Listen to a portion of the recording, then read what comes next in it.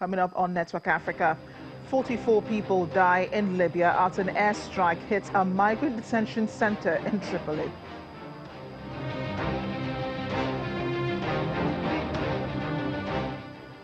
An explosion rocks Tunisia's capital, Tunis, after a man fleeing arrest blows himself up.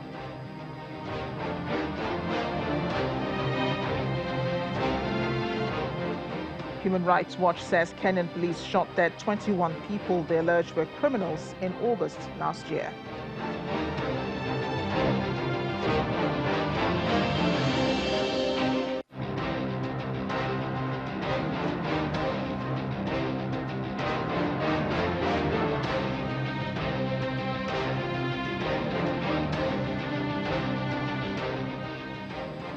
Welcome to the program. I am Amarachi Ubani. We begin today in Libya, where 44 people have been killed by an airstrike that hit a migrant detention center in the country.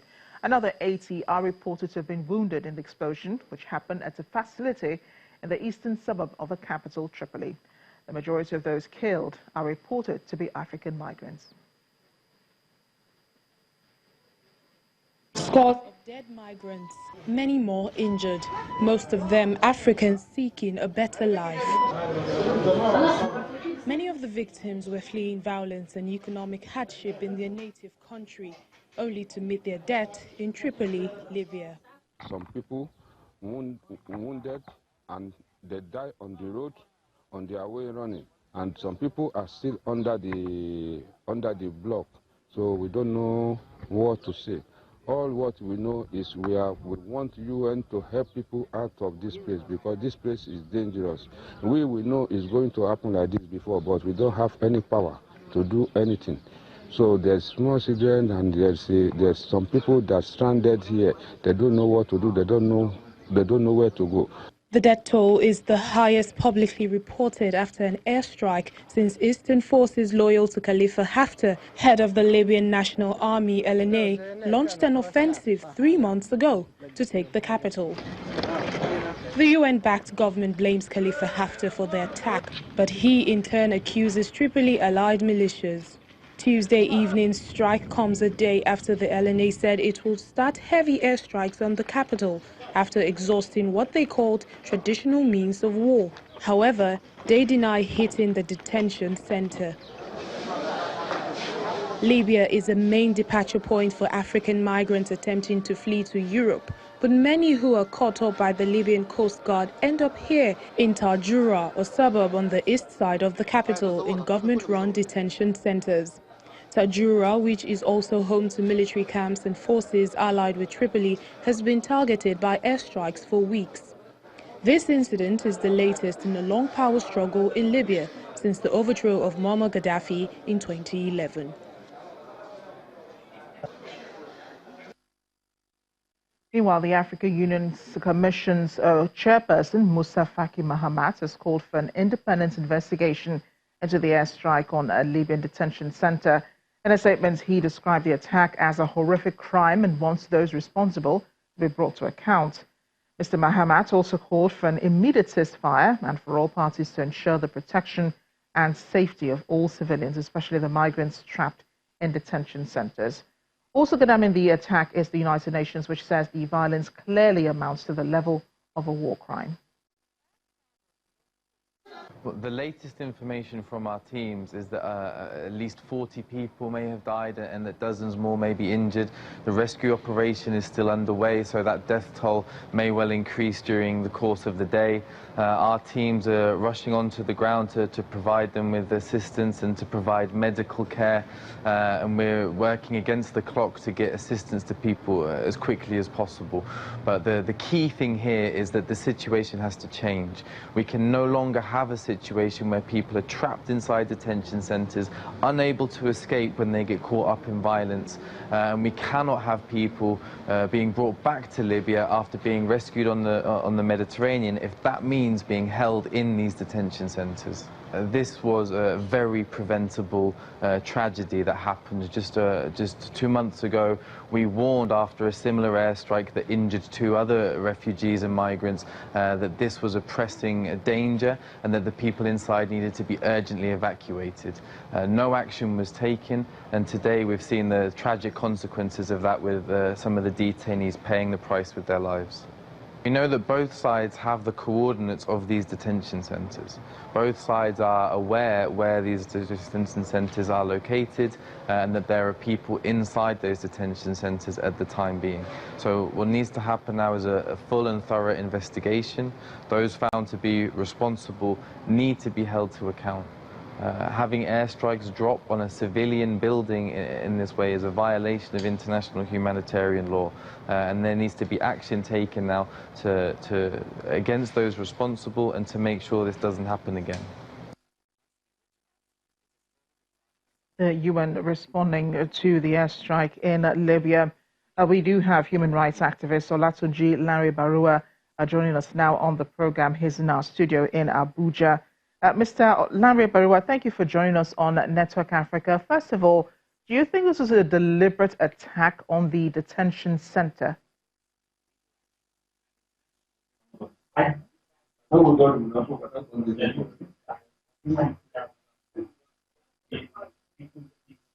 It could have been an error on the part of the warring parties.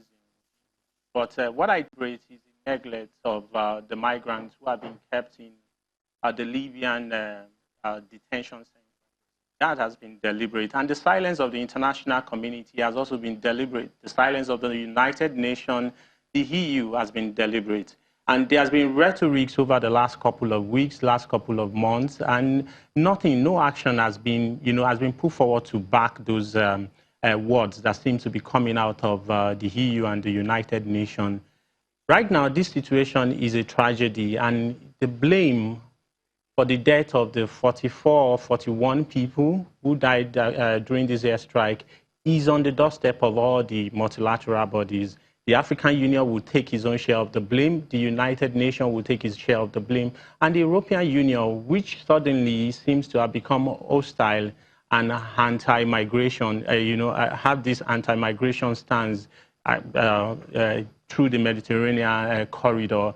It's a problem that we have to deal with, and this has to be taken, placed on the table very urgently. This is an embarrassment. This is, undignifying for migrants.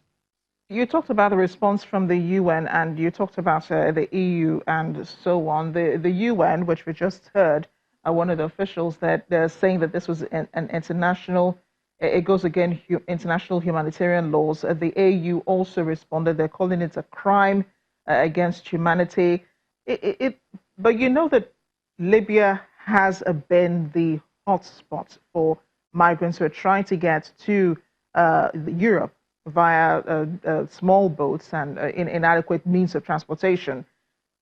Do you really think that these international bodies really bear the responsibility, considering that countries such as Nigeria have made efforts for some of these migrants to be returned home?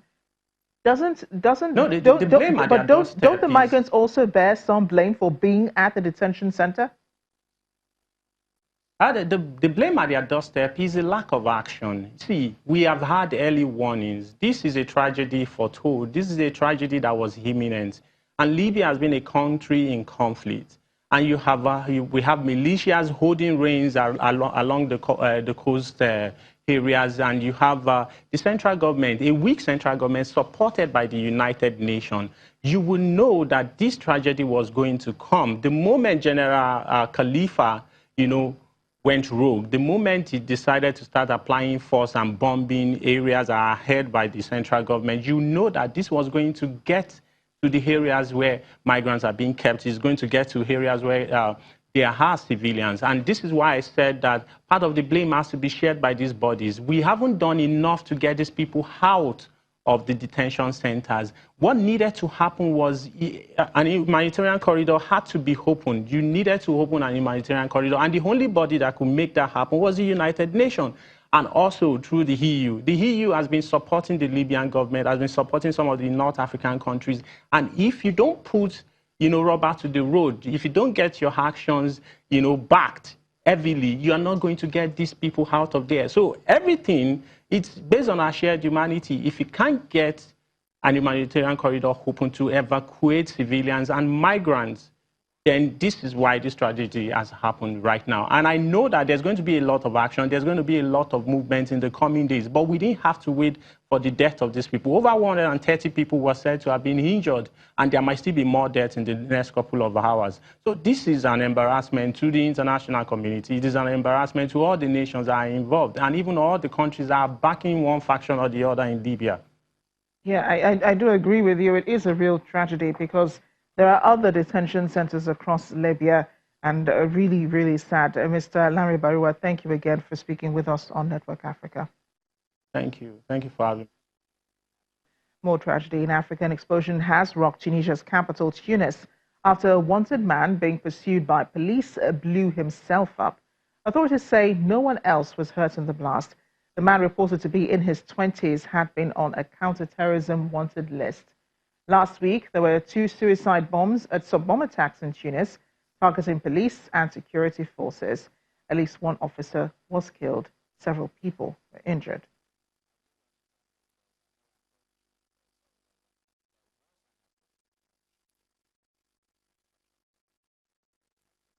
We'll explore some more of that story on the attack on a migrant detention camp in Libya. Joining us now, security expert David Otto, who is in London. Mr. Otto, thank you for your time. So this is really a tragedy that has befallen, these migrants who had, no place in this war going on in Libya. Do you think it was inevitable that they would become casualties of the civil war going on in Libya? The situation in Libya is extremely chaotic, and as you said, it's indeed a very sad situation that the migrants side in the south of Tripoli they've been targeted. Of course, there are no control or no full control within neither the Libyan National Army by Khalifa Haftar nor the government of national accord have full control of what is happening in Libya. So I think it's very, very sad that the migrants themselves have been used as some kind of a political pawn by either side of the 2 main characters. Now, the 2 sides, according to the UN, were aware of the existence of this migrant camp. Do you think that this attack was deliberate to draw attention of the international community to the situation in Libya? And do you think that the international community has been doing enough to stop this war? One of the things is that the United Nations is in support of the government of national accord, which is based in Tripoli, and they are not in support of the Libyan National Army by General Khalifa Haftar. So one must be very cautious in terms of what kind of narrative you take away from the United Nations. The international community has a lot of interest within Libya, but the problem is I think the African Union has not really played its role, also because it may lack the necessary capacity to intervene in a scenario where the United Nations is already faced, has already taken a side. So I think it's not about the international community; it's more about Libyans. What do Libyans want?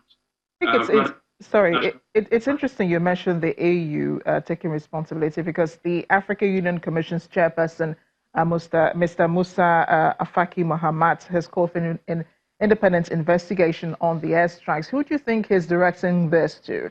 Because as you say, the AU has really not taken responsibility for the migrant situation in Libya and in other countries that are transport routes for these migrants.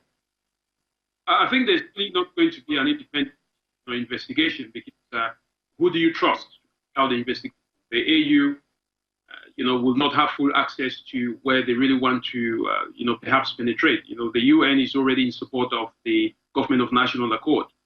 I think this is just one of the tragic effects of, leaving the Libyan situation the way it is.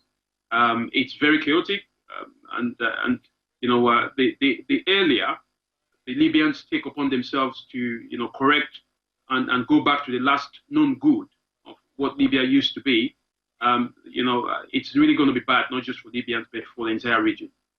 Deep-seated issues in Libya and an unending war. Thanks again, Mr. Otto, for joining us on Network Africa. Thank you. And thanks for staying with us. Still ahead on the program. Eritrea and Sudan agree to reopen border crossings following talks in Asmara. Stay with us.